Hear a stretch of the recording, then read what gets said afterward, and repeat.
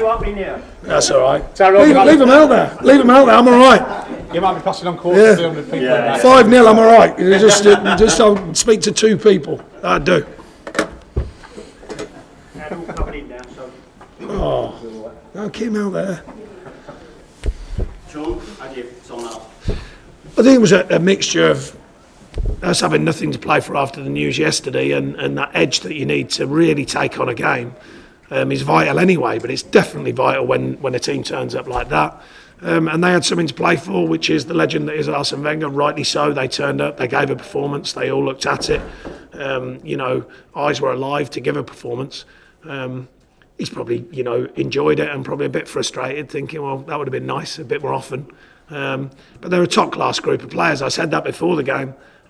We played Chelsea the other week. It was 2-1 on the scoreline, but there was a big shift in the performance of them against us. And we know where we are, and that was a sign of it today. I thought they were clinical. Their pass and their movement as good as recent performances have shown. And when they do that, they're very, very effective. But I'm certainly not going to overthink it or over-question my players, because they've been absolutely exceptional this season. And usually in a Premier League season, you get a couple of them knocks along the way. We haven't had many this season. Was it just a bit of intensity lacking today? Yeah, I think, like I say, the edge that you need when there's something on everything. It's very difficult. It can only be 1% sometimes. You can't measure it, but you know what I mean. It only needs to be a fraction off. And I thought there was just a bit of that. And against a very clinical Arsenal, they were clinical today. And we've seen them do it to a better side than us, by the way. When they're really on it, they find them passes in the box, they find clarity in the box, which they did. And they can hurt teams, as they did today. But you add in that softening off of our performance, not physically or any of that, just that edge that you have to play with. And I think that's a bad mixture for us and a good mixture for them. And unfortunately, we played our finish to the story for Arsene Wenger's. Well, certainly at home, we played our part, unfortunately, in what the story was probably meant to think, or people thought was meant to finish like, and it did. So that's the downside of it, that we played our part. You'd like to have ruined the party, but do you think was there a sense of the occasion getting to the players? Or? Oh, no, none of that. I really think that the fact that there's nothing on the game, for us, after yesterday's news, that changes the feel, that intensity and that edge that I talk about is really important. I think Barnsley was a loss. He's been fantastic for us. I was really pleased with a couple of performances. I was really pleased with Jeff Hendrick. I was really pleased with his performance today, and we had pockets. Straight after half-time, I thought we came out well. The goal before half-time is a real killer, because it's really difficult against these when you're 1-0 down, but you go 2-0 down, it's very, very difficult to come back from that. And we tried, we attempted, no lack of effort, but just there's an edge that is important in players, and you could see it in them today. They wanted to perform, they wanted to deliver a performance to win in order for their manager to go off on a high note, and rightly so. A legend of the game. You mentioned yesterday's news mathematically confirmed now, and it's an incredible achievement, isn't it? Well, that's what I mean, and so it's there is kind of, it's like last season when we finally got to 40 points. If you remember, the next 2 games were flat, because it's like, right, okay, the big achievement was achieved. This is like beyond what everyone thought of us, don't forget, at the beginning of the season, when I think we were second favourites to go down. So to have that news confirmed yesterday is like it's like, okay, well, that's another big marker, another big moment to get done. And then to come here today is actually like, then it goes like, oh, right, okay, we've got to go and perform there, probably expecting them to be on top of their game, which they were. And we've got nothing to play, or nothing really. The home game, we're hoping, obviously, that's different. In front of our home fans, you want to go and perform. So that hopefully will bring that edge back. But I'm not going to question the players. I think they've been absolutely outstanding this season. What does Europe mean to this club? Well, apart from everyone, including the media, and they're just trying to tell me all the negatives about it, which is always interesting, I think, because that story sells better. For a club like Burnley to be in Europe in any way, shape or form is a massive achievement. We all know, there is a gap. We all know that. You look at the top 6. There is a definite gap, and that was on show. Don't get me wrong, it's harshest today, but generally there is a gap. To be considered at the league table, the best of the rest, if you like, is a fine achievement, because it's a difficult league. Look at the teams that are down fighting for their lives. No one would have called that at the beginning of the season. That proves how difficult it is to be in the Premier League, firstly. We wanted to build on last season. Could we go better? Well, 40 points turns into 54 points, and that's a big shift. The team that hasn't had a penalty either. You need one of them now and again. So you get to the point where we are now, and you're in a European competition. There's nothing but positives in that for me. And they're open-minded about what comes next. We know the challenges. Everyone tells you, by the way, constantly what the challenges are. But back to your point of my point in the question is, Burnley Football Club, European football, I don't think anyone thought that. Certainly not 5.5 years ago when I got to the club. Have you allowed yourself to think about how you approach the Europa campaign as much of an achievement is? Because it will impact on the summer, won't it? Yeah, but I mean, some of the thoughts were the just-in-case thoughts. You're not in front of the players because you want to take on every game as it comes. It's a big mantra of mine, take on each one because they're all important. But we have to, as a staff, we have to with the board, we have to look at it as a club. You don't know the logistics yet because obviously it won't even be decided who you're playing and stuff like that. We can plan the pre-season, so that's already shifted. The dates have shifted forward, backwards, if you know what I mean. Closer. So a week earlier. Nearer. Like that. Earlier. Yeah, That's the word I was looking for. To give us a bit more time to make sure the players are fit and well.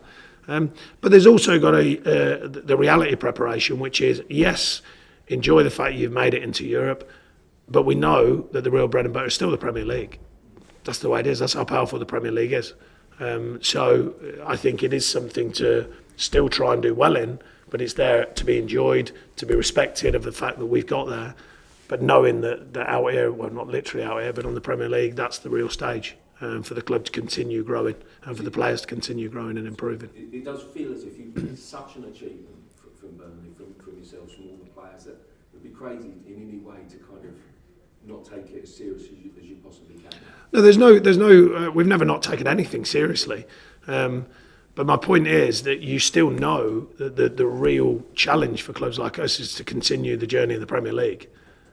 It's just a fact. It's like when people talk about all these cups and that, and they say, "Oh, is it the downgrade of a cup?" Not at all. It's just a reality. The Premier League is a very, very, not only the kudos, not only the fact that it's a top league to be in. Then you add in the finance. Then you add in the feel of it. Then you add the feel of a town like Burnley. Have got a team in the Premier League. That's a real big thing. So there's no downgrading of it at all. Fantastic achievement for the players. But the focus will still remain heavily on the Premier League. You don't know yet which teams are going to be in it, obviously. No. There was one stadium that you could lead your side out of. Do you know, I haven't even bothered with all that thought. I haven't, who knows until it comes out. There's that many good stadiums. And by the way, there's a lot here. There's a lot in this country. Turf Moor is European now. What, Turf Moor? Yeah, Turf Moor, that's not a bad start. Why are you laughing? European football at Turf Moor? What's that all about? Don't know you lot thought it. Every week. Pardon? You lead them out at Turf Moor every week. Well, not against European opposition, I don't. Apart from pre-season. No. That's a fair one, Daz. At the end of the day, I know I've come to understand what it means to a town like Burnley. I was from Kettering, don't forget. Kettering's a similar size. Kettering nearly went out of business a few years ago. The team in the Premier League in a town like Burnley, 75-ish thousand people can fit inside of Old Trafford. What's that all about? That's amazing. And now in Europe. It's a fair one, Daz, yeah. I like that. Waiting to find out. Shoulder stroke collarbone, but waiting to find out an accurate view of what it is. He's gone off to hospital to find out. What about Chris Wood? Cut on his foot, close, but right on top of the foot. So, striking a ball and stuff like that. At this stage, there's a bit of common sense involved as well. We've got to protect. It's like Johan's been playing unbelievable for us, and he's got the World Cup coming. So we've got to factor that in. We've got him off today. I'd like to have got him off earlier if things were a bit tight. I would have, because we've got to factor in that he's probably the definite. Well, he is the definite, I would imagine, and then a couple who may be. So there's a few things we've got to factor in now. Nothing to do with next season, but just common sense, really. Manager of the Year nomination from the Premier League as well, and Player of the Year nomination for James Tarkowski. I mean, you and the players and the club deserve those plaudits. Well, the manager of the year can only come from the players, because without them you can't be the manager of the year. So they really deserve whatever comes, if anything comes. And Tarky, why not? I think I saw the list and I thought, well, to be recognised in that list of players is a fantastic achievement, just to be recognised.